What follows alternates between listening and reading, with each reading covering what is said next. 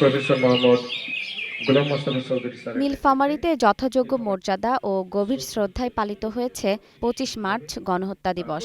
সকালে নীলফামারী সরকারি কলেজ সংলগ্ন বধ্যভূমিতে পুষ্পস্তবক অর্পণের মাধ্যমে শহীদদের প্রতি শ্রদ্ধা নিবেদন করে জেলা প্রশাসন ও বিভিন্ন সংগঠন। রাঙামাটির বাঘাইছড়িতে শ্রদ্ধায় পালিত হয়েছে দিবসটি।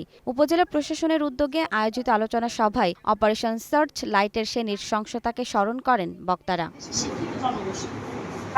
বরিশালে গণহত্যা ও মহান মুক্তিযুদ্ধ সম্পর্কে স্মৃতিচারণ ও আলোচনা সভা অনুষ্ঠিত হয়েছে।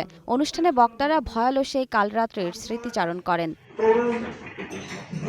নেত্রকোনায় জেলা প্রশাসনের আয়োজনে স্মৃতিচারণ আলোচনা সভা, উপাসনালয়, মোনাজাত, প্রার্থনা, আলোকচিত্র ও প্রামাণ্যচিত্র প্রদর্শনী সহ নানা কর্মসূচির মধ্য দিয়ে গণহত্যা দিবস পালিত হয়েছে।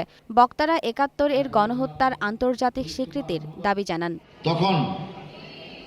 বিভীষিকাময় সে রাতকে স্মরণ করে দেশ জুড়ে শহীদদের আত্মার মাগফিরাত ও সমৃদ্ধ বাংলাদেশ গড়ার শপথের মধ্য দিয়ে পালিত হয়েছে দিবসটি।